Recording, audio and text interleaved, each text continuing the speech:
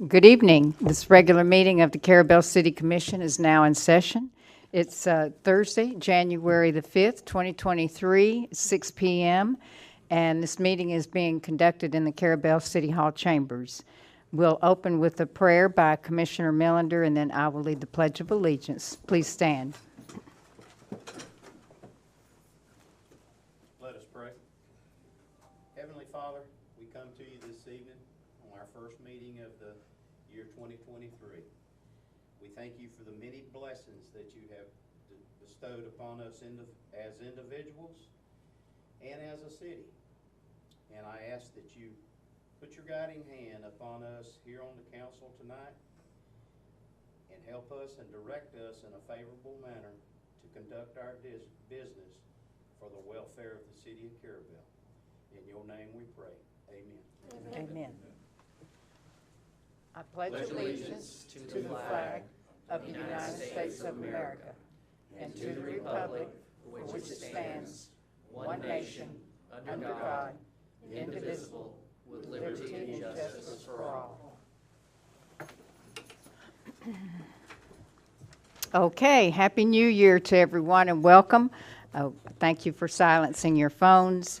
And as I usually say, if you would like to speak during public comment or during the discussion portion of an agenda item, please complete a speaker card and submit it to our city clerk, Ms. Keisha.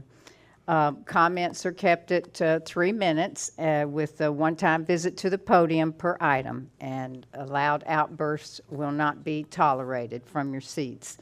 So you must come to the podium to speak and just, let us know.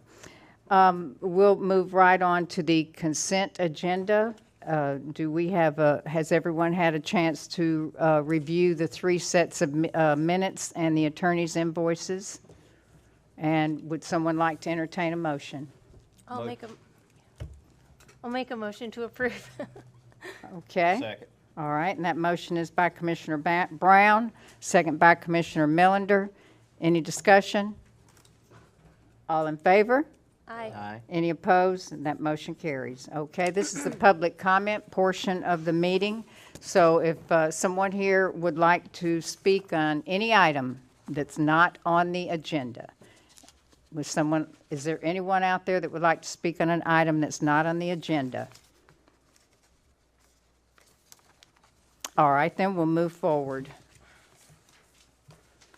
Okay, we have the commissioners' reports this evening. Commissioner Walden, do you have anything for us?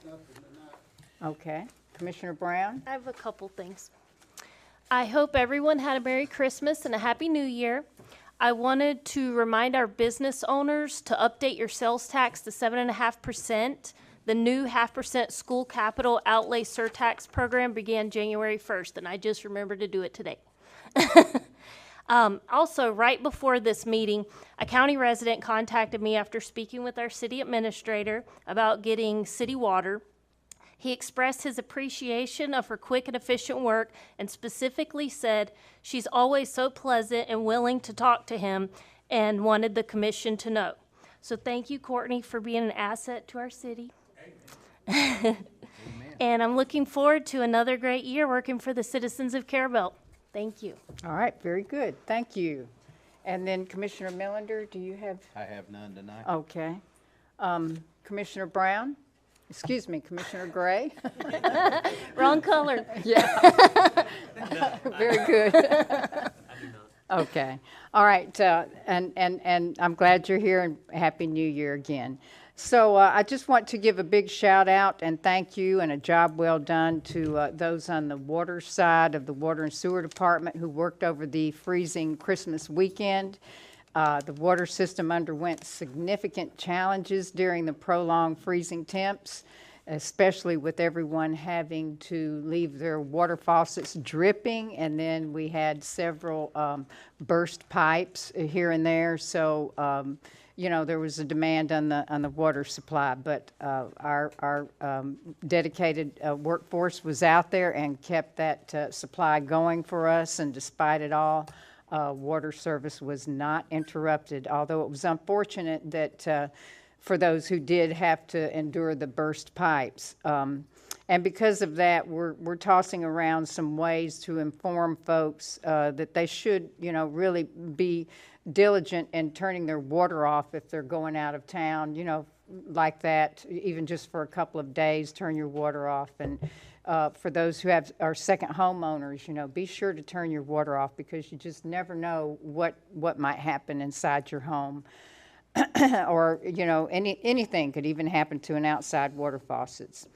Then I want to send a thank you to Dustin Putnell. He's brought the new Streets and Roads Kubota tractor out there with its new attachments up here to City Hall for everyone to see, and Miss Courtney's going to give you the details on that under her report. Then I want to mention, too, that in mid-December, Courtney and I met with 2 Northwest Florida water management directors. I had lunch with them and a local citizen, Chester Butler, and we discussed the SUNS project, which we've mentioned here briefly before, a stormwater management project.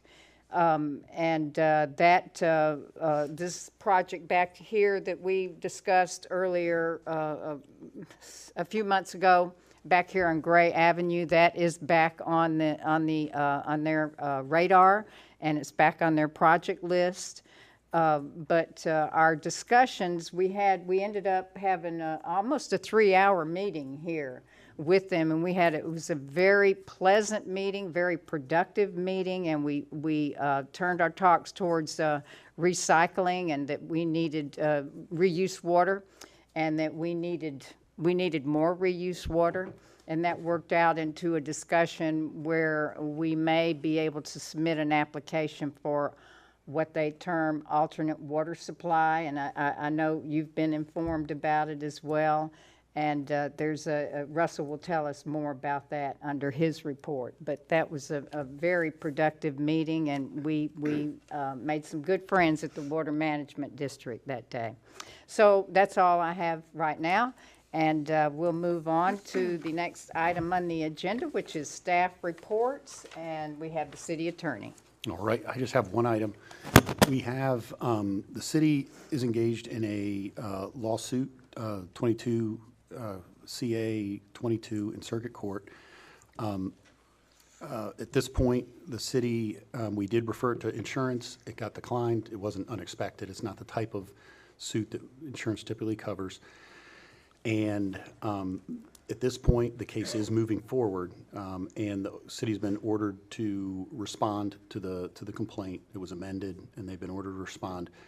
The nature of the case, I've been involved in them before, but what I wanted to ask the commission for was authorization to retain special counsel to assist. So I'll be taking the lead, I'll be doing the lion's share of the work, but to basically provide me with a resource I can reach out to and get assistance in the case as needed. And what I'd ask for is a budget not to exceed $6,000. They bill at $300 an hour. So I figured about 20 hours should suffice, that I can reach out from time to time during the case. If it's less than that, great. But if the case wraps up early, which again, I have some hope it will, but you never know because it's court. And would you like a motion for that? Yes, just funding? a motion authorizing me. I'll retain them through my law firm, but with obviously the approval of the city. Funding for special counsel not to exceed $6,000. $6,000. And certainly any questions, I'm happy to answer. I'll keep the commission updated on, there's really nothing to report yet. It's related to the Family Dollar matter. There were some public records requests that the folks making the request, or the company making the request, is claiming that they did not receive the records that they had asked for. It's literally that simple. And of course, our position is they did, and now it's in court, and we'll see how it pans out. I'm gonna make a motion to approve the attorney's request in the amount up to $6,000. And I'm a tightwad, Mr. Attorney. Don't Understood. spend it all. I will try not to. I'll Anyway, second. I'm joking with the emotion, but I'm gonna make the motion to approve the attorney's request in the amount up to $6,000 as needed. And we have that motion by Commissioner Millender, second by Commissioner Brown. Is there any further discussion? Is there any discussion? Okay, all in favor? Aye. Aye. Any opposed? Okay, and that motion carries. And anything else, Mr. Hartman? Nothing else for me. Okay, the CRA plan, I know we had discussed a special meeting. Would you like to call for that? Tell us about that, and we'll vote for that under your, Yes, so on CRA, I did send an email to Keisha on the process. We sent out the advertisement, as we're supposed to, and notifying the commission of, notifying the public of a special meeting that will occur, did we? January talk about this? 17th. January 17th, at 1 o'clock, so a half hour before the CRA meeting, at which point people can come forward with any input they have on they're all text amendments just to really update the CRA plan. So there's nothing controversial there. We have approved it at the CRA already, but this is one of the statutory things. We just need to check it off, and then we can adopt it by resolution at the February commission meeting. I'll prepare the resolution. Do we need a motion? I'll make a motion to approve the special meeting for the CRA. okay. And that's at January 17th at 1 PM. And do we have a second? I'll second. Okay. And that motion then, Keisha, is by Commissioner Brown, second by Commissioner Walden. Is there any more discussion? All in favor? Any opposed? Okay, and that motion carries. Does anyone have any questions for Mr. Hartman? Okay, then we'll move on to our city administrator, Ms. Courtney. Did everybody receive their department reports? Do you have any questions? As the mayor mentioned, we have our new street and road piece of equipment out front, and it is a new Kubota tractor. This tractor came with a lot of attachments. We have a front end loader, a pull top mower, front mount mower, a root rake, and it was a total of $72,775 for everything. What we didn't get is a trailer to pull it on. And we do have some areas that are outside the city proper that are still in the city limits that we need to work on, like the McKissick Beach Drive or the Lighthouse Drive. So I've asked Dustin to get me a price, and let's just see what it comes in at, so then we can haul it, over the bridge and do road work. We have a lot of property that's outside, it's over the bridge, that's inside the city limits that we still need to maintain. So he'll be getting that, and I'll get with you guys, and we'll see where it comes, where we can find some funding for it. Just one comment. I'd like to mention a bit for the benefit of the public, because I heard some outside about not having a trailer. The tractor is legally roadworthy, but we just don't necessarily want to haul it that far. It is road equipped with all the proper safety equipment, lights, et cetera, so it is roadworthy. We can move it as an agricultural piece of equipment on the road. He does have his dump trailer he used to bring it here, but it's not really suited for the tractor. Yeah, but he can use it if he used it to bring it here tonight, but, we need to get something that's more suited for the Yeah, tractor. and I'll just make a comment here too, so the public understands that it was funded by the American Rescue Plan funding that came down to all of the cities in the United States and counties through the federal government. And I believe that came under our budget for the, Yes. so we could probably just use out of our budget in the American Rescue Plan. It for- was for under the- budget, for that the is correct. Trailer. And also to note, in that particular situation, Dustin, which is the road and street superintendent, is gonna need that new vehicle that's heavier duty, that's capable of pulling Yes, that tractor. it has been ordered. That's correct. Yes, it has. I just wanted to let you guys know that the McKissick Beach Dune walkover is complete. Looks great. It also came in way under budget. So we have went back and asked the TDC to fund a multimodal mat and some signage. So we've submitted that request to Mr. Solomon with the TDC, and we're just waiting to hear back from them. We are interviewing for the streets and roads position. We did some interviews today. I think Justin's got some set for Monday, but we're still working on that. The animal abandonment signs have been installed around the ponds, the 2 ponds. The downtown parking signage, he was in yesterday and got a copy of the map and where each signs need to go. So if he didn't start that today, it should happen either, end of this week, first of next week. But he has all of his brackets to mount them into the concrete, and so that should be, like I said, today, tomorrow, Monday, sometime soon. We need to advertise, we're short 2 P&Z members and 1 CRA member. Now, the P&Z members they have to live inside the city limits, but they can be anywhere inside the city limits. The CRA member has to be either live or own a business in the CRA district. They have to have some sort of CRA, it's a business in the district. So if I could ask that you guys let me advertise for those 2 positions. I think that's fine. We'll just Do we need a direct Courtney motion? to advertise. And then we would appoint February or March. I know the last time we opened up the CRA position, I had a lot of people interested that weren't qualified for the CRA, but some of them people may be interested in planning and zoning. So there's 2 openings in planning and zoning and 1 in the CRA. And then also permission to advertise for a CRA district maintenance and landscape employee. This would also be a CRA employee. That's fine. Can we just go good with ahead? All right, okay, go ahead and do And that. that's all I have. Okay. Thank you. I just also want to follow up on the McKissick Beach Dune crossover.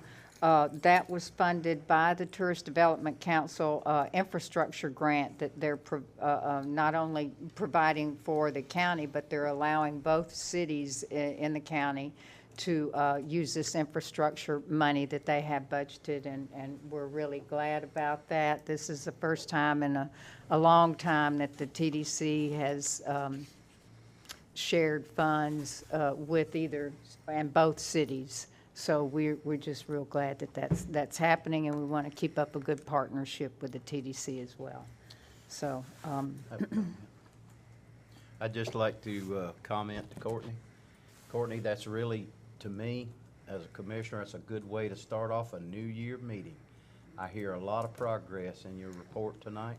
Things are happening, positive things are happening. And you and staff and employees are making them happen. Yes. So that was really a good report. Sounds good. Thank you for your hard work, Thank all you. of you. all right. Anything else for Ms. Courtney? Okay, then we'll move on to City Clerk. All right, get your calendars out. I've got some dates for you. January 16th, City Hall will be closed for Martin Luther King Day. January 17th, as you just heard, we'll have the special public hearing at 1 p.m. for this amended CRA plan. Same day, January 17th, will be the CRA meeting at 1:30. Excuse me. January 19th is our scheduled P&Z meeting. As of now, I don't have anything for it, but it is scheduled.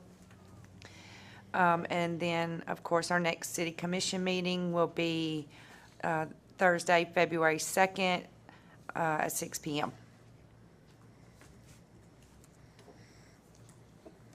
Okay, do you all have any questions for Keisha? All right, then, we'll move on to Russell's report then. Enovia, Mr. Russell Large. Thank you. The first item, this is not on the memo, but regarding the wastewater treatment plant permit renewal, we did submit responses back to DEP on that, so they're reviewing those responses. We are working to close out the current Small Communities grant with DOT, and then for the Baywood project, I had an exhibit. I'll ask Courtney to pull that up, but We did discuss this project with the grant administrator and in some detail, especially regarding the budget. And she indicated to me that the budget, as it currently stood at 1.7 million, was too high for the project to really be competitive. So she recommended that we break the project up into phases, and we can submit all of the phases as separate applications in this current cycle. So the exhibit you see here before you would address the most egregious flooding issues there. The one, the blue that you see is a cross drain to alleviate the flooding, and the red would be an increase in the roadway profile. So we estimate that those two areas in red plus the cross drain would be about $600,000. So for the first phase, that's what we would propose that we submit as the funding application. And then the balance of the work we would submit as additional phases. So any questions on that? Hopefully we get this time. Yeah. If this is what they're recommending, I believe that we should go along with what they're recommending. You know, of course, everyone out there and all of us here want the whole thing Yes. paved. It needs to be paved desperately. It's full of potholes, but I'm sure they would be glad to get the flooding taken care of so that they don't have to ride across a whitewater to Right. get to and from work and school. So I think I'd we like to should yeah, move forward. I'm sitting here thinking, and I'm greedy. I would love to see the project done in its entirety, because I look at it from a operational standpoint, it'd be much cheaper to do it True. in its entirety. However, if the grant funding is, if we have to get it piecemeal, we have to get it piecemeal. Right. And I'm with the same opinion. Get what we can get. Okay. Okay, so let's have a motion to direct Russell then to just revise his application. Yes. Okay, your FDOT SCOP application, as you have recommended here. Okay. Okay, well, I'll go ahead and make that motion. I'll make the motion to direct Russell to submit your revised FDOT SCOP application as you have recommended. I'll second that. Okay, we have that motion by LaPaz, second by Brown. Is there any further discussion? Any further discussion? Okay, all in favor? Aye. Any opposed? Okay, and that motion carries. All right. Okay, thank you. On our Lighthouse project, testing is continuing this week and next week. And then I'll move to the summer camp water and sewer project. We met with staff and the attorney to develop language for a potential agreement. We also followed up with Bridget Precise at St. Joe, and they are indeed still interested in pursuing an agreement with the City of Carabel. We discussed the concept of a development agreement. She's familiar with those. Apparently, they've done those with some other communities. So at this point, we are prepared to provide an outline of the agreement, which Mr. Hartman would prepare and get that back in front of her for review and comment. Okay, we also mentioned Lanark West. That's the Water Management District project. There is a grant deadline of 22 February for submittal. So that would be for the sewer portion of work within the Lanark West area. So we would prepare that application. That's what you were referring to Yes, earlier. Okay. And that would be a septic to sewer project. Yes. A lot of folks don't understand or know that the west side of Lanark is still on septic. And wells. And so, but what that, I beg your pardon, and wells, wells. yes, wells. And then what that would do is help us produce more reuse water. Right, which is the Yes. point of the grant, that's true. Right, as an Yeah. alternate water supply, is reuse water. Right. So, okay. Okay. Lastly, there were two task orders we discussed at the last meeting, one for the Ryan Drive drainage improvements, and the other for the Avenue C overflow boat parking. So I'll just bring those up for the board's pleasure. And last month, at last month's meeting, we received these two task orders for, as Russell just mentioned, but it was a very short notice. We all didn't have time to review the task orders. I hope now, we've had 5 weeks, I hope we've had time to review these task orders, and that we did say at December's meeting that we would vote on that here now to accept those task orders or not. So Russell has first the Ryan Drive drainage improvements, and we had discussed that we would need funding for this project, a funding source, and we did set aside a budget for stormwater improvements in the city limits in our American Rescue Plan funding. So we've got a proposal here for engineering services at $13,200. So I suppose we could, move forward with that if the board would like to do that. And we're aware of the location now on the Ryan Drive drainage improvements that are needed. I'll make a motion to approve task order on Ryan Drive. Okay. Second. Okay, and that's a motion by Commissioner Millender and a second by Commissioner Gray. Is there any further discussion? And that is for, to accept a proposal for engineering services for Ryan Drive drainage improvements funded by the American Rescue Plan. All in favor? Aye. Any opposed? And that motion carries. And so then the next one would be the Southeast Avenue C overflow boat ramp parking lot. Russell did bring to us a drawing that we have reviewed, and the proposal for engineering services is $14,800, and this would be funded out of the boat ramp fees that we collect. We have a boat ramp fee account, and that's how it would be funded. So would we like to accept that proposal for this task order? I'll motion to approve. Okay, we have that motion by Commissioner Millender And I'll second. and second by Commissioner Brown. Is there any discussion? Any discussion? Okay, all in favor? Aye. Aye. Any opposed? And that motion carries. All right then. Okay, All right, thank you, and that completes my report.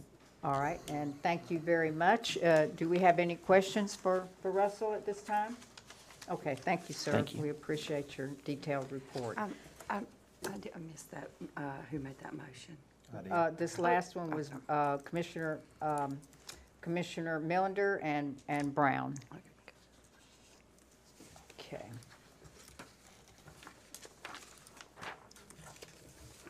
Okay, we'll move on to our advisory board reports, and we have the Carabel Waterfront Partnership. Do you have anything, Ms. Tamara? Okay.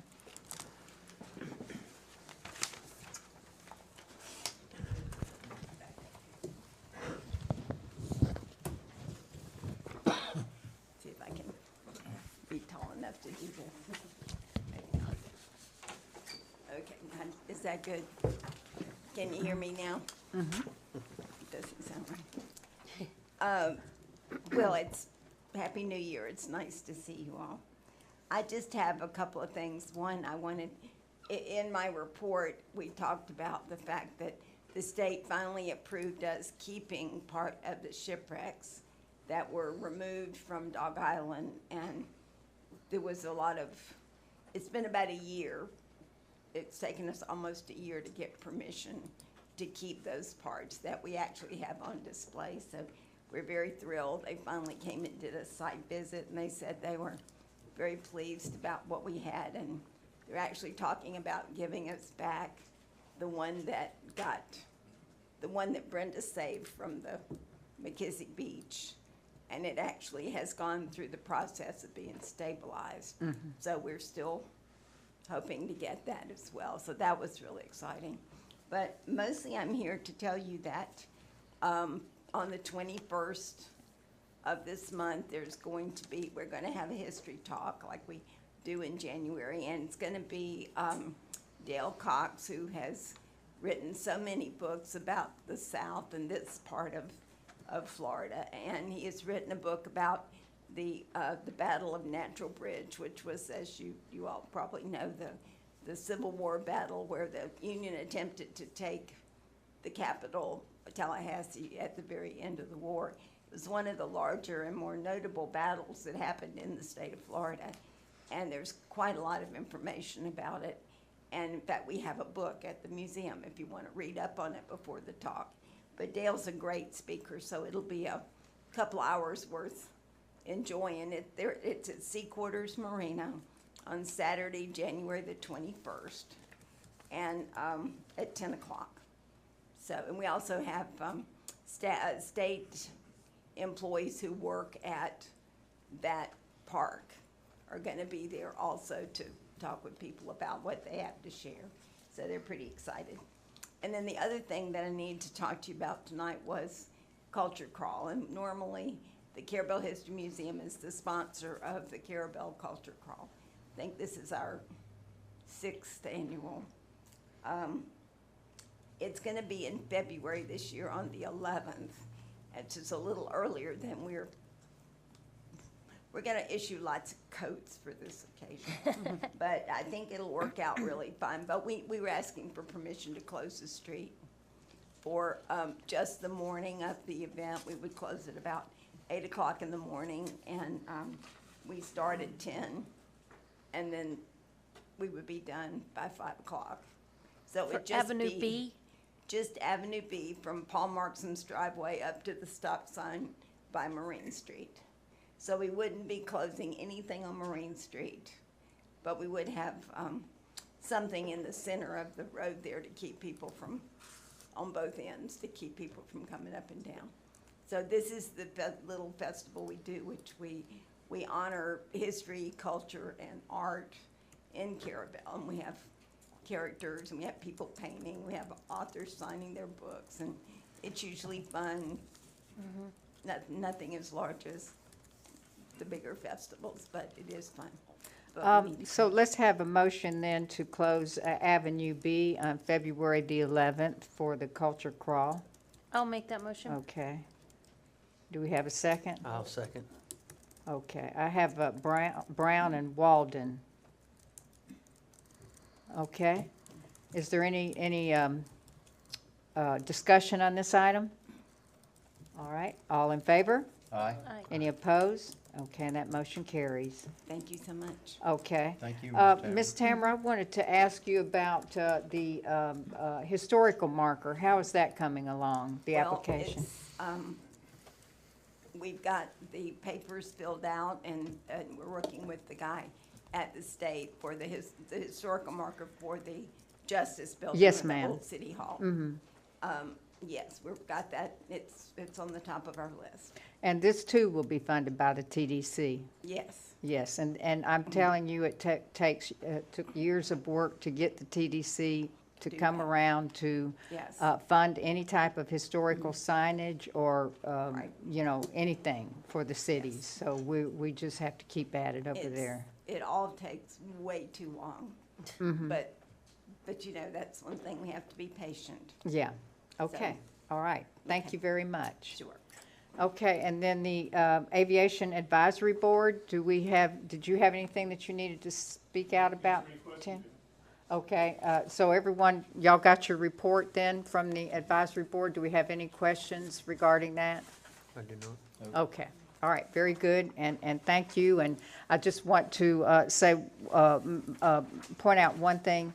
You did get your impact statement here on what the airport its economic impact to the community here, which is 3.2 million. The last time that the impact study was done for the Carabel Airport was they used 2016 numbers, is that correct, or? It was, I believe it was 2015 and 2016. Okay. And then that report came out in 2019, and at that time, the airport had only a $666,000 economic impact, and now it's up to 3.2 million.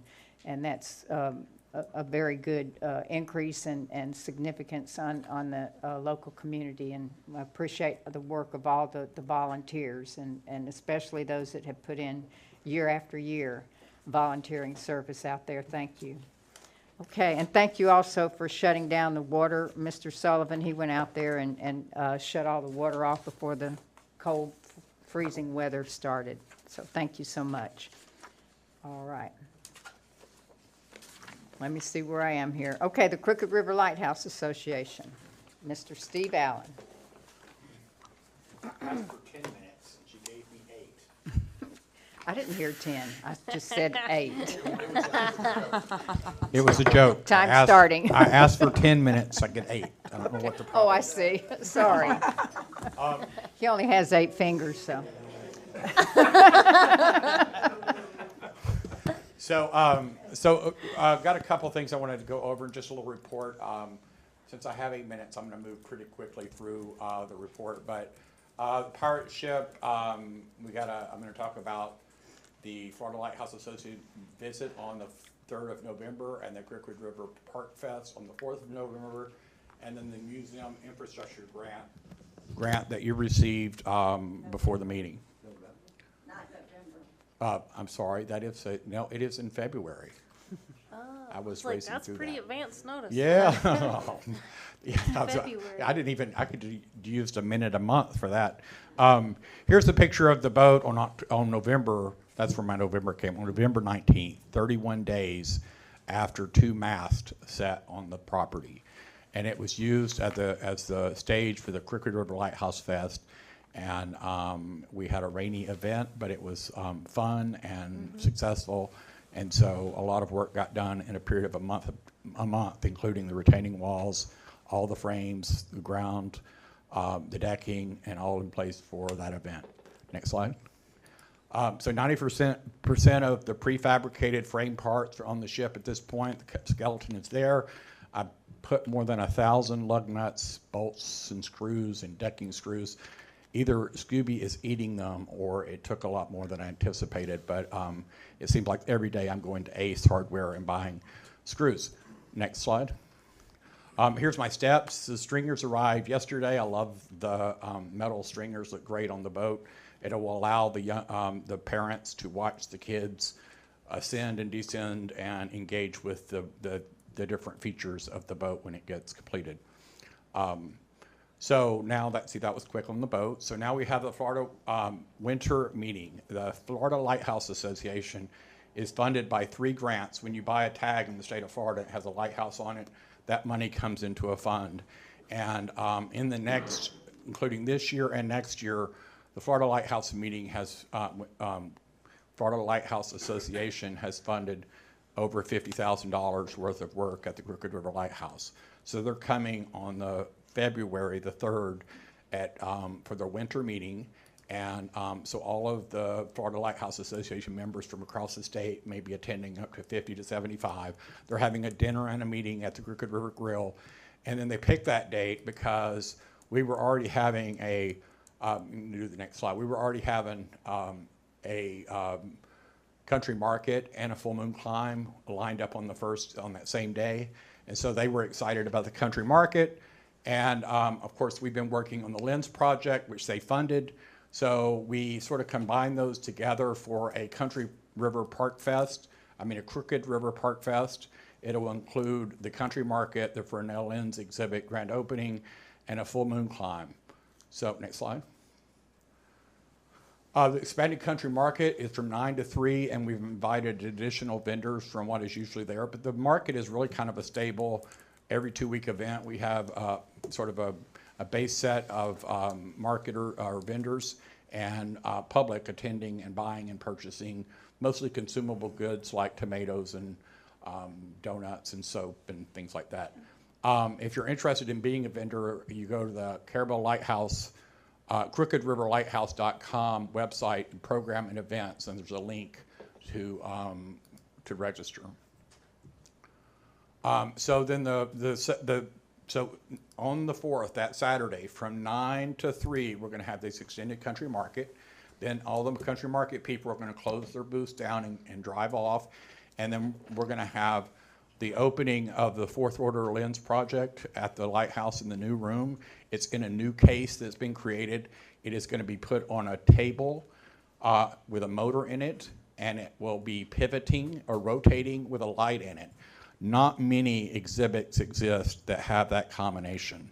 The reason it does is because the Fresnel lens is a bivalve and open on one side, so the original burners are able to be seen when mounted inside of the lens. That's a very rare situation. Most of them are enclosed, and so the being able to rotate it around and let everyone see all the sides is going to be fantastic. It's going to, and we have interpretive signage and so forth. So the Chamber of Commerce is working with us. We're going to do a ribbon cutting for that room and that project. I would make a special invitation to you all to join us for that event. It really is wonderful that they've chosen our wonderful lighthouse to come and visit. I just received an announcement, an invitation to the event on Friday night. It listed everything in Franklin County and specifically Carabel in terms of things for these people to see when they're here visiting. And they have worked with us over the last several years to fund 2 major projects. One is the restoration of the tower that's going to begin next year. And one of them is this lens room with this case and the motor and the replica of the burner. It's amazing. It's going to be spectacular. And we really want to make a good impression on them. So we will be inviting city, county commissioners, TDC boards, important people from across the county and some of the state legislatures as well, and we'll see how that works. So you'll get an invite, and the invite will also have, so directly following the ribbon cutting at 6 o'clock is going to be our full moon climb. So we have Tom Mason, who's an international pirate entertainer. He's booked the week before at the St. Augustine Pirate Festival. He's going to come over and entertain us along with the TCC dancers, who are a Lantern Fest regular. It is a fundraiser. Tickets are available starting at $15. There are packages that go up to $75. And if you can't attend, there's a little place in there that you can make a donation to the ship project and the stage project there as well. So please attend, and I'll be sending out to each of you an invitation with a link to all the important matters. Okay, so then that's all on Saturday. On that Saturday, we hope to maybe have a Crooked River Festival too next year. So this is an opportunity for us to establish sort of an event over there, and we're going to see what we can put together by taking what we have and sort of pushing it up a little bit. So I gave you a little package of 6 documents. It's a grant that I've submitted. As the mayor mentioned, the TDC and the county is now offering infrastructure grants to the 5 museums in the county, and they're $25,000 apiece. And last fiscal year, we spent $20,000 on a brand new fence, and I think I have a picture of it, but hold on before you go to the picture. So it's up to $25,000 a year. It's a reimbursement grant, meaning when we submit the grant, they approve it. When we expend the money, they then reimburse us for it. And it's been for established museums only, so it's not a museum. You have to have been a museum for a couple years. Funds are derived from the bed tax. If it's under $10,000, it's a 1-bid project proposal. If it's over $10,000, you have to have 3 bids. So the next slide. This was our fence. Sorry for the pictures. On the left is a combination chain link wood privacy fence that was really, really unsightly, and we sort of let it be overgrown in front of it because the overgrowth looked better than the fence itself. And we had a failed air conditioner, and so we were able to replace the air conditioner and get that beautiful new fence put in. It really serves as a backdrop to the whole property and frames it nicely. And so we were able to successfully finish that project, get those payments made through the generosity and support of you guys by supporting, you gave us the financing. We had a memorandum of understanding or a contract with the city. You fronted the money essentially. We used the money to accomplish the grant. When it was done, the TDC sent us a check because we're the applicant, and then we returned the money to the city. So what I submitted this week an application for a new infrastructure grant in this fiscal year, and hopefully we'll have this by February 4th, but a sound system for the park, and it will be permanently mounted inside the boat. We'll be able to run it from the gift shop. So when the ladies are working and people are visiting, we can have a little light park music on a daily basis. People spend more money and have a better experience when there's a little background music. Amazing how much different puts smiles on people's faces. And then also we'll be able to do, like when we do Lantern Fest, we have to hire a technician to come out and do sound and bring all their equipment. All of that will be in place. There will be opportunities for gospel concerts. I hope maybe come up soon. I'm going to work on that. Or weddings or music events like we're already doing. And so even when we have a country market and can't afford a band, we can at least play some jams while we're doing it. So I put that submission in, and what I'm here tonight to do finally is request the same support that y'all gave in the last round, which would be to allow me to sign a contract and extend a loan to us to accomplish the project, and then we would reimburse you. Any questions? How many minutes was that? I don't know. I was busy writing the motion. All right.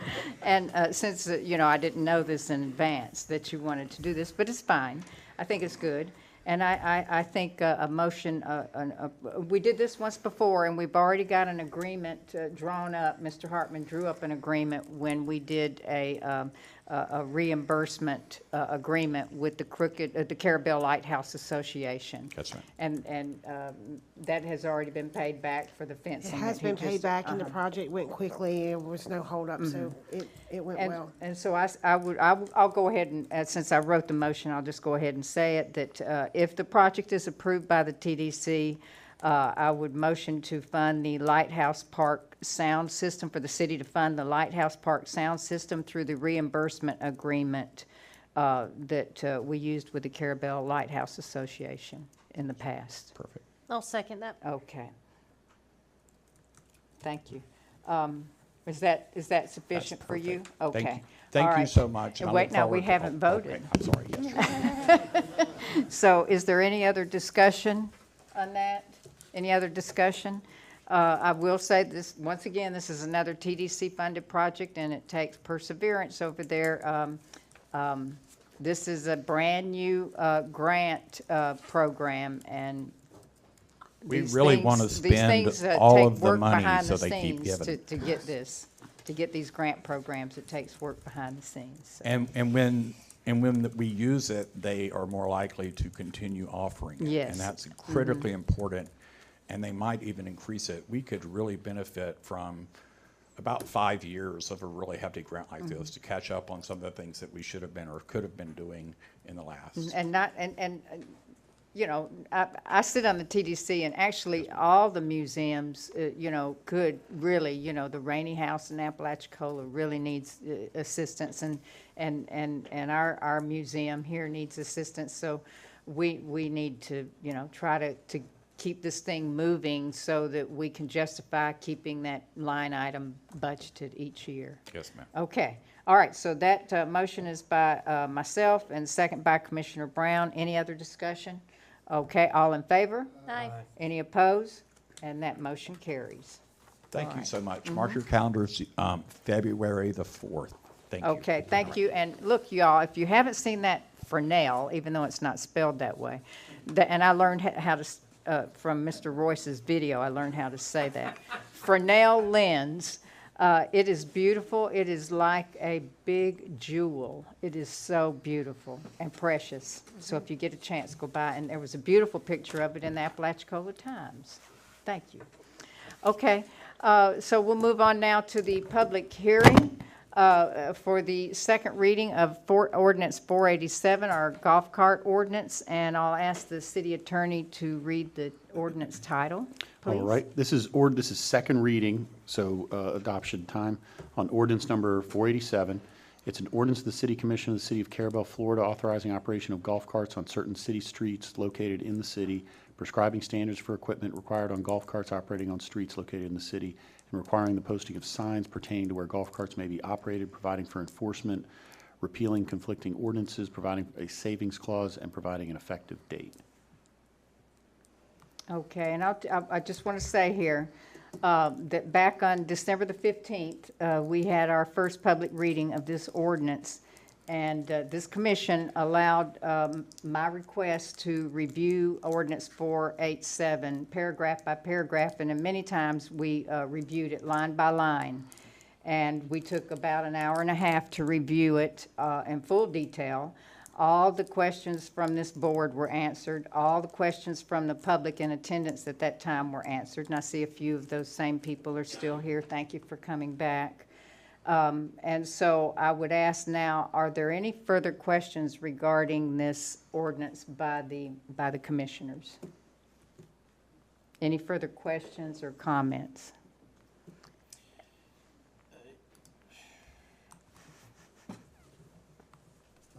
Okay. Okay. Go ahead. I don't have any further question that has not already been answered.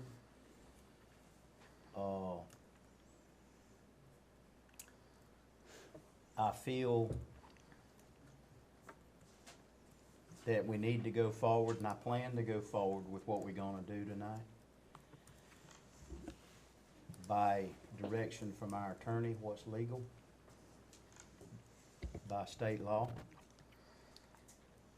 I'm still not, from where I sit, comfortable with some of the answers that we had to resolve to.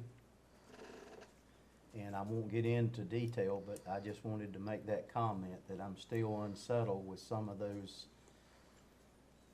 decisions that we're having to make based upon state law. And I'll leave it at that. There's more explanation, but I'll leave it at that. Okay, So- thank you. If- Yes, sir? Sorry, if I may add, because I've had discussion with all of you individually as well as at the meetings, and I understand that concern, I share it, because this is more uncertain than it should be, based on Attorney General's opinions, the statute, everything, and we're moving quick. But something that was mentioned at the last meeting that, again, we don't have to deal with right now, but you had talked about authorizing me to go back to the Attorney General in a formal fashion. Just, and again, not to slow this down, but where we could amend this if we get kind of more clarity or direction from the Attorney General or from any other agency that we've reached out to that we're not getting. But after this is done, if you want to direct me on that, or I can bring to you the issues as I see them, and you can say, yep, go and get clarity on those. Basically ask for an Attorney General opinion on those, informal or formal. I can do that. And I think that's well said by our attorney. That reflects my statements that were just made. And I was going around the ball making those statements because I've made some of those specific statements at meetings prior to this of some of my concerns. And anyway, I'm not gonna stall, and I don't plan to stall what we're doing tonight. But I just wanted to make that statement to follow up on some of the questions and concerns I had in meetings prior to this. Well put, Mr. Attorney. And I'll go ahead and say, since we're discussing this particular part of this process, that I do believe this commission should move forward with, not to stall. I don't want to stall the process here either. But we should move forward and reach out to the Attorney General to discover, why and how a 20-year-old Attorney General opinion can disallow, as it says in the statute, a responsible government entity from making the statute more strict you know, when we were understanding, we have a better knowledge of the speed and the volume and the type of traffic on certain roadways. And, you know, I believe we need to know if there's a way that us, being the responsible government entity, can possibly raise the age and require driver's license and/or for those that are operating a golf cart. And so that's just my comment that I had planned to have during discussion, but I've gone ahead and made that now. So are there any other questions or comments at this time from the board? I'm gonna make a motion to approve. I have a question Oh, I'm to the sorry. city attorney. Okay. And I want to ask the audience also if they have any questions That's going fine. forward. I thought you Okay. wanted a motion for discussion. Not at this time, Okay. but thank you. I have a question to the city attorney. So in the ordinance, it says that the responsible government entity shall post appropriate signs to indicate that that the golf cart operation is allowed. And it says, upon determination that golf carts may be safely operated on a street or road, the governmental agencies shall post appropriate signs. So I want to know when and how will this ordinance become effective? Will signs have to be placed on designated streets and roads before the legal operation is allowed? How will this work? Okay, so I just, I know we discussed this prior, so I just had a thought, was, number one, this ordinance states it becomes effective upon adoption. So it would be effective tonight after the vote. However, the ordinance also says, obviously, it's the document that requires the city to put up the signs. And something this literally just occurred to me is, in the statute, I don't want to get this wrong, in the statute, it may be that the signs, I think it talks about the signs being a condition that has to exist before you can operate the golf cart on the road, right? And the concern was that upon adoption here today and signature, that people could, if they had lights on their golf cart, they could be driving them out on Ryan Drive tonight, right, after the meeting. I hate to ask you to give me a moment, but let me quickly look at that section of the statute again as to whether or not the city has to install those signs before, even though we adopt this, if those signs need to be up before people can drive. And I think that's the case, but I can verify it really quickly here. Well, go ahead. Russell may have a thought. All right. And I had something else I wanted to say, and I believe Commissioner Melander does too, and I want to hear from the other commissioners if they have anything to say as well. Go ahead, Mr. Russell. Well, thank you. And I read through the statute real quick, and I'll defer to Dan's determination on the language here, but this may not be the correct context, but I did find a statement that says the local government entity shall post appropriate signs or otherwise inform the residents that such an ordinance exists. But I don't know if that's the proper context, so That's kind of what I read. I would All right, defer to Dan. and look, I want to tell the public here now, I am extremely pleased that the city will shortly have a golf cart ordinance. It's been a long time needed. It's very much needed. And I'm happy that the board and the staff and the chief and the police department, we've all been able to work together on this and develop an ordinance. But as I told you at the December meeting, I'll be voting no, and the mayor does not have veto power, so don't worry. And I'll be voting no because there's no Attorney General opinion stating that golf carts must be allowed to operate on roads with a speed limit up to 35 miles per hour or less. And there's no Attorney General opinion stating that golf carts must be allowed to operate on roads any time of the day or night, basically 24 hours a day.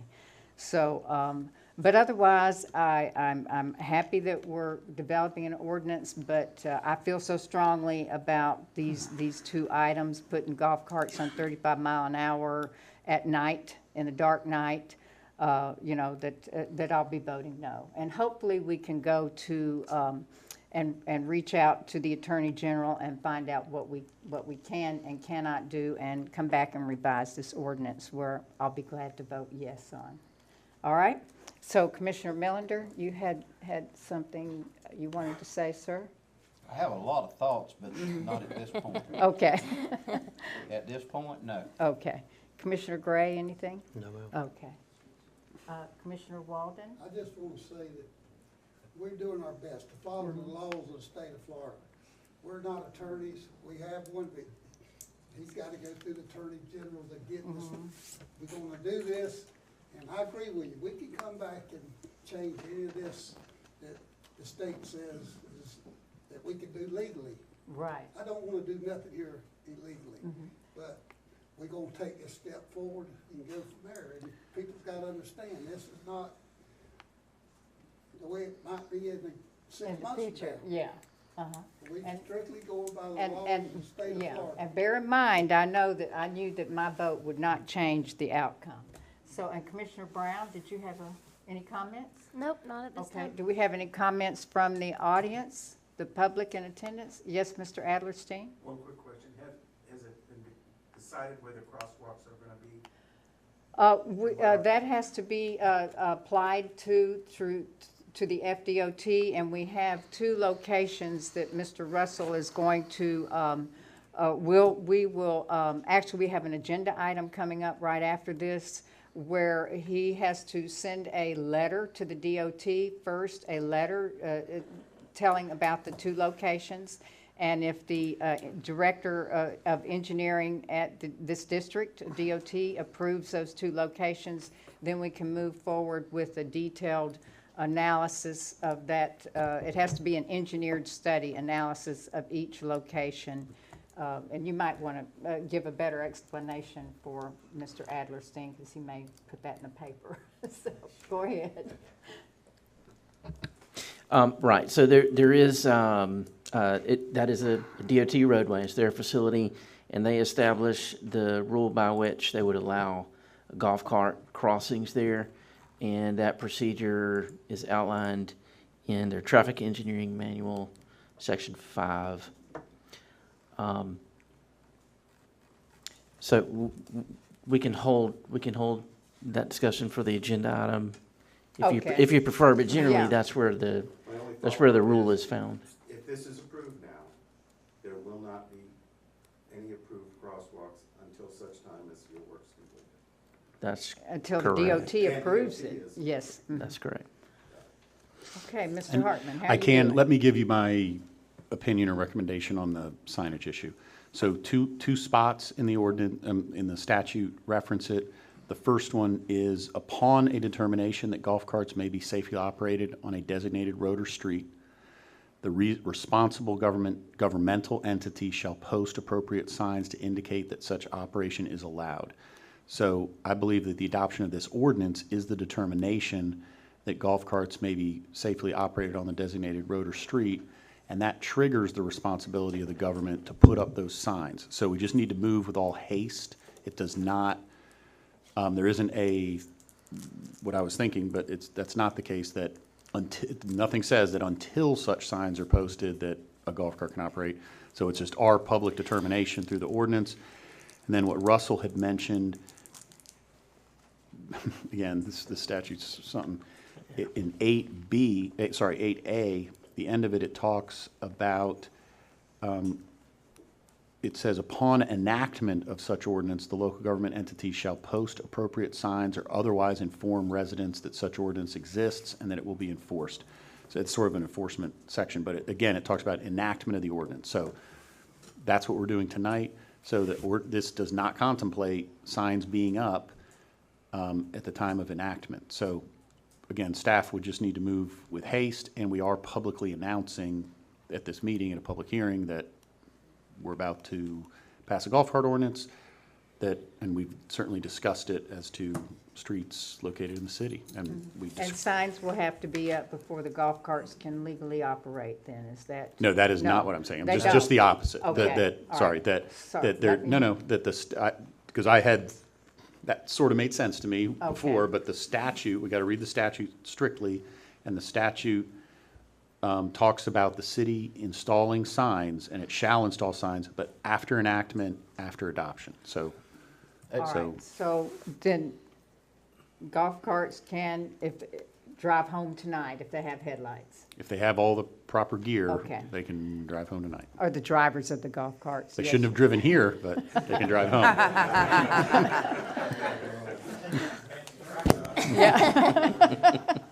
See, I'm glad Dan had the opportunity to look at that, because he answered most of my questions I was gonna hit you with when you got through researching. About the promptness and a grace period, if you will, because we can't, it would be the cart before the horse if we install signs before we approved an Yeah. ordinance. So, Can't do that. exactly. So, anyway, you answered both of my questions, and I'm ready to go ahead and make a motion wait, to wait. approve I ordinance have number. asked also, I've asked Russell, because what I need to know is what size signs, do they need to be reflective signs? How many signs do I need? Where do I need to place the signs? Do they go Yeah. every What 500 size? feet? Do they go, well, we talked about that St. Mark's has a signs when you enter that says you're entering a golf cart community. So I don't know if we just need one as you're entering the city that says That's what I Carabelle's a was golf wondering. cart community. So I've asked Russell to look into that. And other than that, I can get the signs pretty quickly. I mean, usually it takes about a week. We can expedite them and have them sooner, but I need to know these. And I think we need to understand better too, what is a golf cart community? Because St. Mark's has, because they are a golf cart community, they have 15 miles per hour throughout the entire city. And certainly we don't have that, so I don't know what makes a golf cart community, I don't know. I don't think there's a statute for that. I did do some research there, and the best information that I can find is to utilize a manual of uniform traffic control device sign. That's the nationwide standard for signs. And with the golf cart symbol, and then a placard below the sign that so it's called a supplemental plaque that says "Share the Road." You've probably seen that with bicycles, so it would be the same type sign with golf carts. But I think that's the most standard form of sign that I think that would protect the city. So that's what I'd recommend. And then I think we can assist with where we think the best placement of those signs would be. That's a 30 by 30, that's a very large sign. That's- Bigger than a stop sign. But that's what's, you can get different sizes, but that's the standard on the website's a 30 by 30. You don't even have a stop sign that's that big. That would be good for like the entrance of town, but for on the little streets, that's kind of major. Right. Right. I don't think it needs to be placed everywhere. I think there's some critical locations. Ryan Drive, for example, I think that would be an important location. And I think we can help develop a plan for placement of the signs Quickly. quickly. Yes. And maybe, again, it talks about also, in here, it talks about announcing this or making it publicly known. I think, was that under, I think we got that covered. and you can put it on the website and stuff like that. Advertisement somewhere? Yeah, anything to get the word out. Newspaper? That people Yeah. should, yeah, that's right, David will be doing it, but. It's been in the paper. So people will know that they may encounter golf carts certainly on some of these on these roads. Well, you made the statement already, Dan, that it's being advertised right now. It is. And there's Mr. Adelstein sitting there, it's going in the paper. So it's being publicly announced, whatever action we take here right now. Yep. So I'll try again to make a motion to approve ordinance number 487 to be effective immediately. And I'll second that.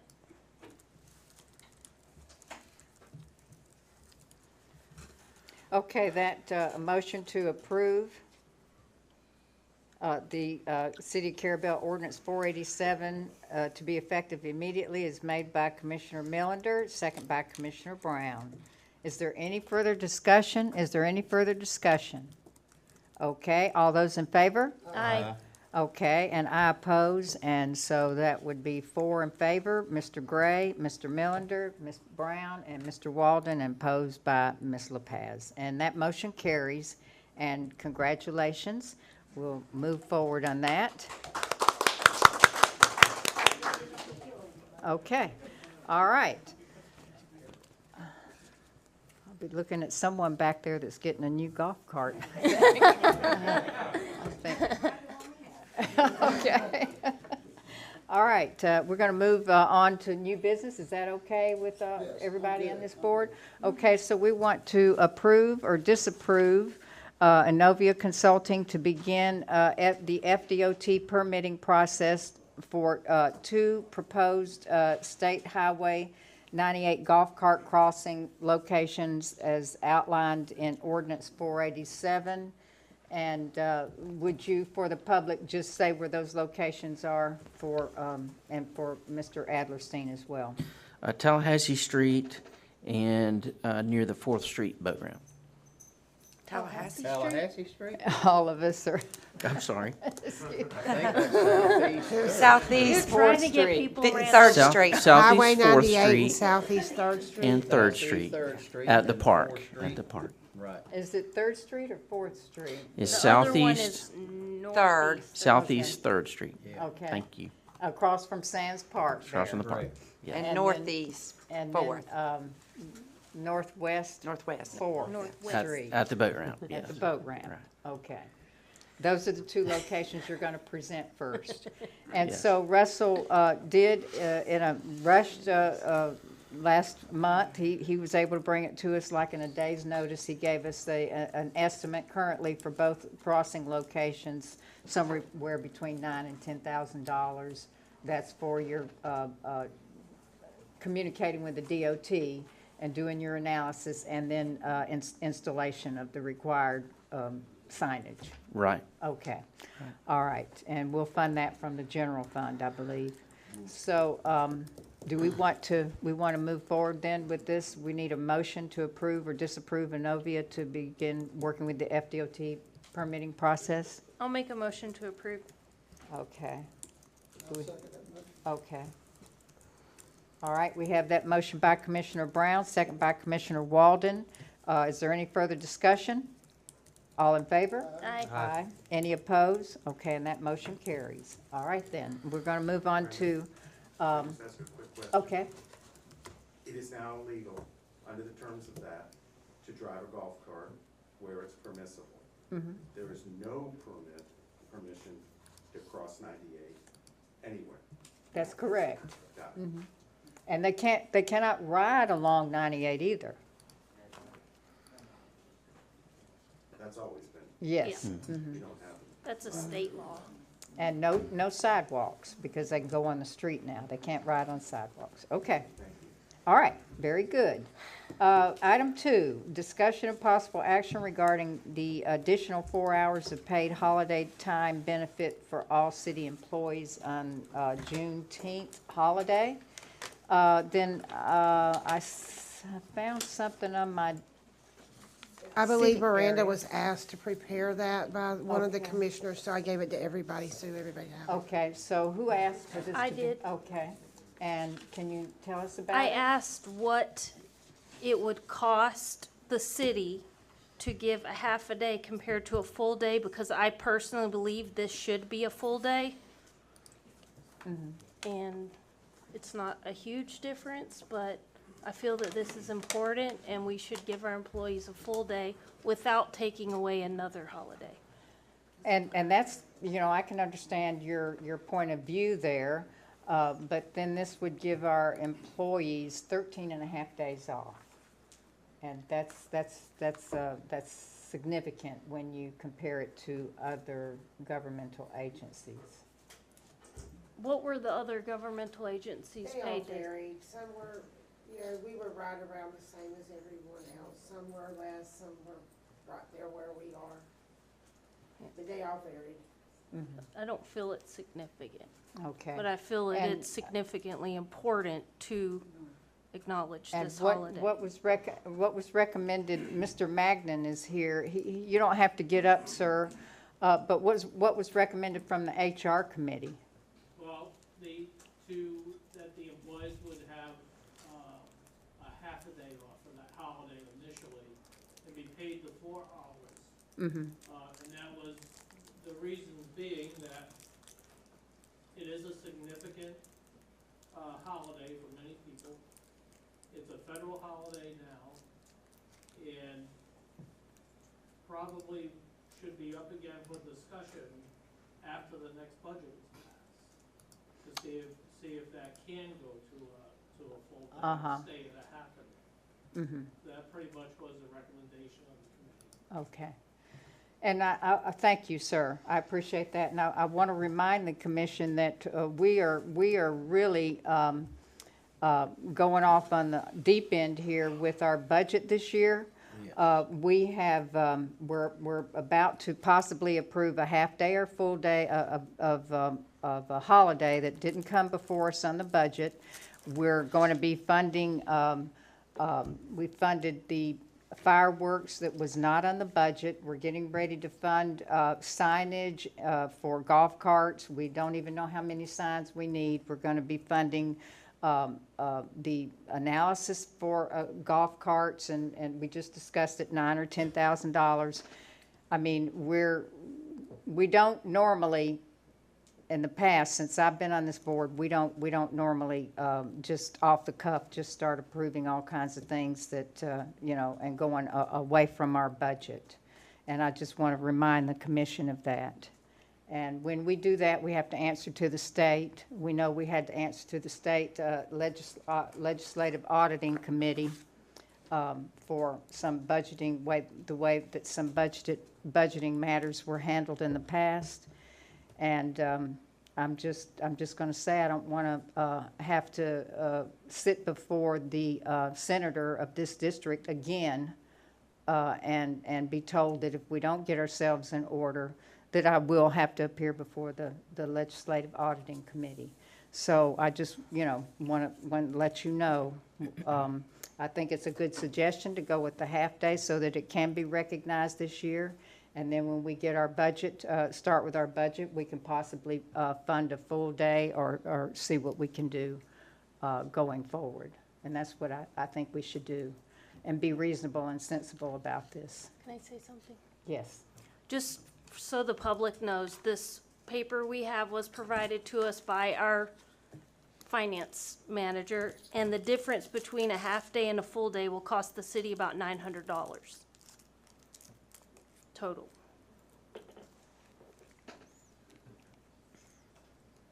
That's fine with me. 900 here, 1,000 there, 10,000 here, you know, whatever y'all want to do. I have a question. Okay. When I worked for the state, and there was a holiday, you got that day off, and you just got your regular pay, so it didn't cost the state no more money that day. It's just I was off that day. Right. What you lose is productivity. You lose the productivity, but you don't. There's no money out of pocket. There is a catch to this. You have your city water and street guys, they do have to work on those days. Yeah. You will have to pay them overtime. Right, and the police department. And the police department. But other than that, the rest of the employees would be just off that day with pay. That's what these explanations are. Is that what this is for? So, that's, I don't, it is a federal holiday now. Yeah, it is. So you say it because we didn't have it in our budget, let's go with 4 hours this year, and next year we'll put it in our budget for a whole day, is that what you said? Well, that's what I'm recommending, because it came from the HR committee like that. I'll go along with you on that. Well, That's what you want to do. I'm gonna comment and be Scrooge. Well, and what I'm trying to say is the point that was made. I'm in favor of Juneteenth and I'm in favor of holidays. I'm not against the employees getting their fair share of the holidays. Again, our city administrator said, in comparison to some of the other state government entities, county entities, city entities, some are right there in line with us, some are below, etc. I kind of would like to pump, from my perspective, pump the brakes on it and make a decision of what's reasonable on the number of holidays allowed from our city, from our benefit package here within the city. I think we have a really nice benefit package here in the city for the employees. And I think the employees think so as well. But I would kind of like to look at it from that perspective. And if Juneteenth, which is now a federal holiday, which has already been said, has been recognized, and we want to adjust something to make recognize the day of Juneteenth, the holiday, maybe we need to do that, but.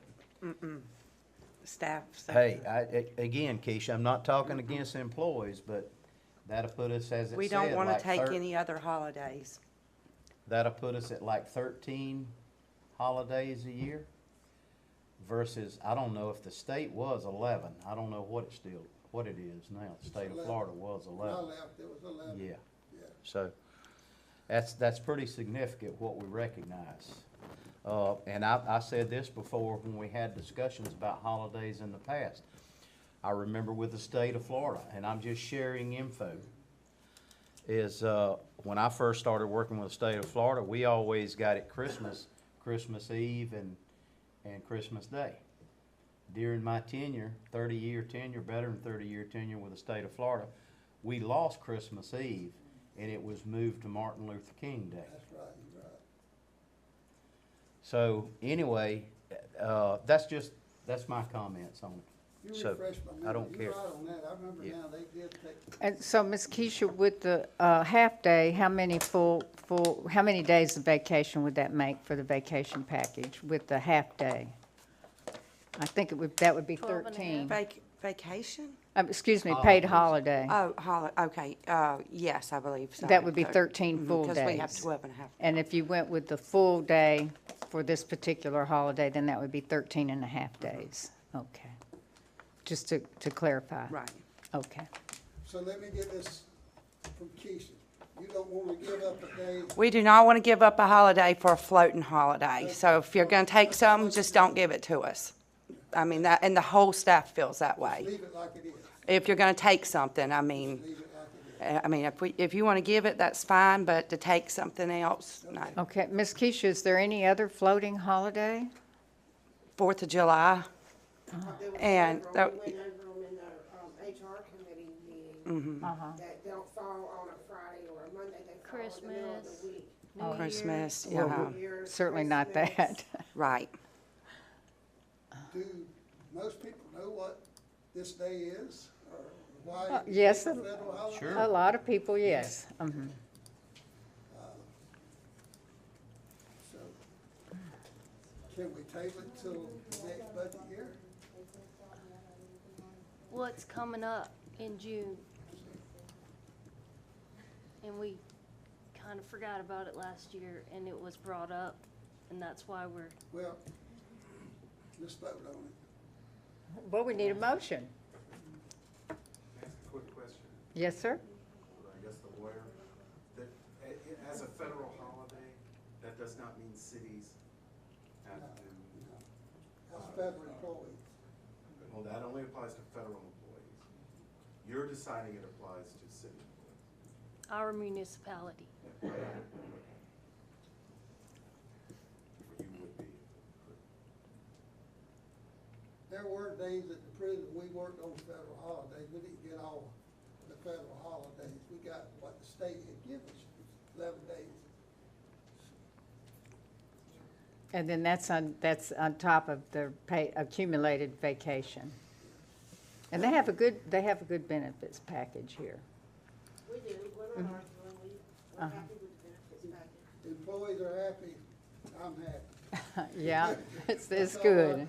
I- Well, But we know they don't want to, We don't want to lose, we don't want to trade one. We'll take one, but we do not want to. they like their Monday, Friday holidays. Right, we like our long to weekends. me, that's kind of letting, what Keisha has said is kind of allowing the employees to make the decision for us.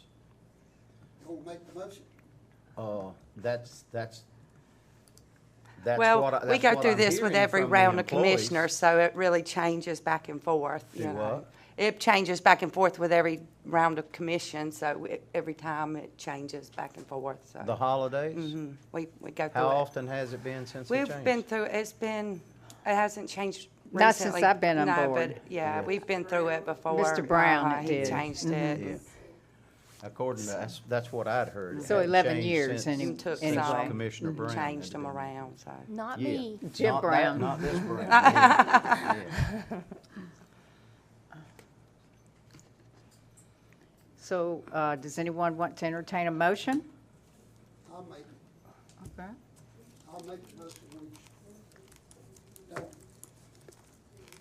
grant this holiday because I think they have enough holidays. That's my opinion. We'll go to a vote on that. Okay. I didn't have a problem swapping a day, but pretty well heard they don't do that. Yes. Well, Okay. it was for the 4 hours, and then, so that's, Okay, so we have a motion right now by Commissioner Walden not to grant this holiday, not to grant this holiday. Okay, and so that's by Walden. Do we have a second? I'll second it, Okay, and I'll with comment. all right.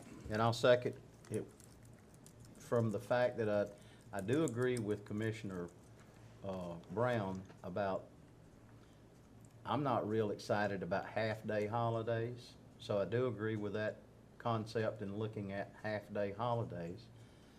I think the employees would be better suited with full-day holidays, but that's just my opinion.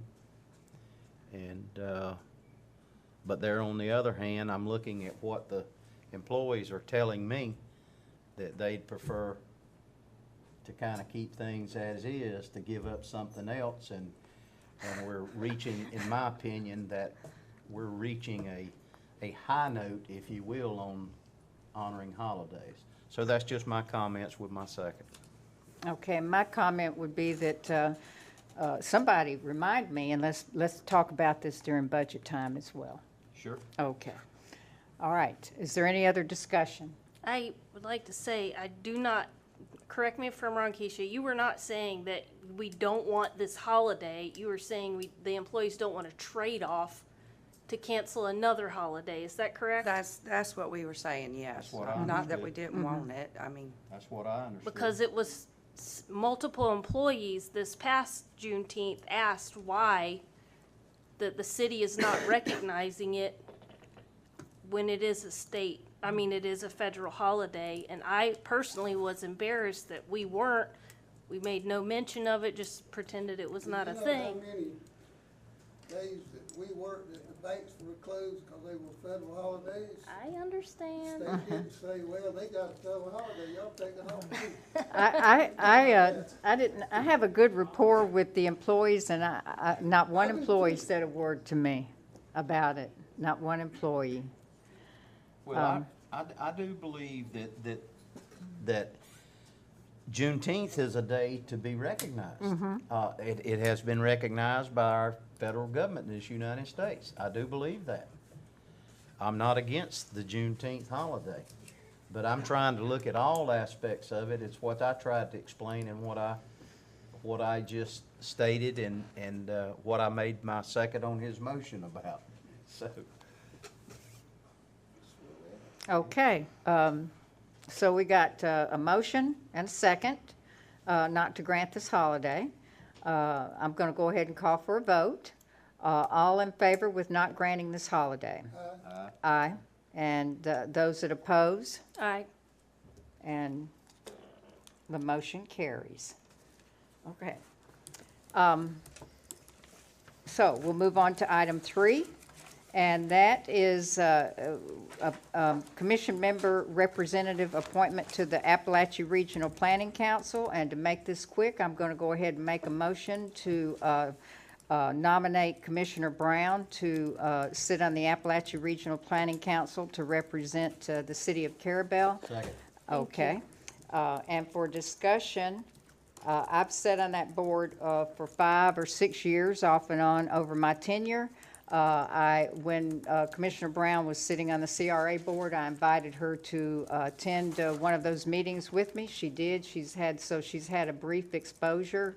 Their next meeting is January the 19th. I hope they can get you scheduled in for that. They've already sent out their announcements. They're not meeting where we went. They've got a new office in Tallahassee. They're meeting in Tallahassee.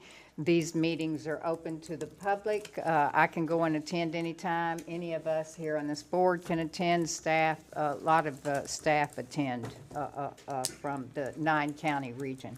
So that motion is by myself, second by Commissioner Millender, for Commissioner Brown to represent the city on the Appalachia Regional Planning Council, and that is under the direction of the Franklin County Board of County Commissioners, because they pay part of our fee. They pay our fee. Their fee includes the 2 cities to be represented, so they call the shots. All right, any other discussion? Okay, all in favor? Aye. Any opposed? Okay, and that motion carries. There's no old business, and so we're adjourned.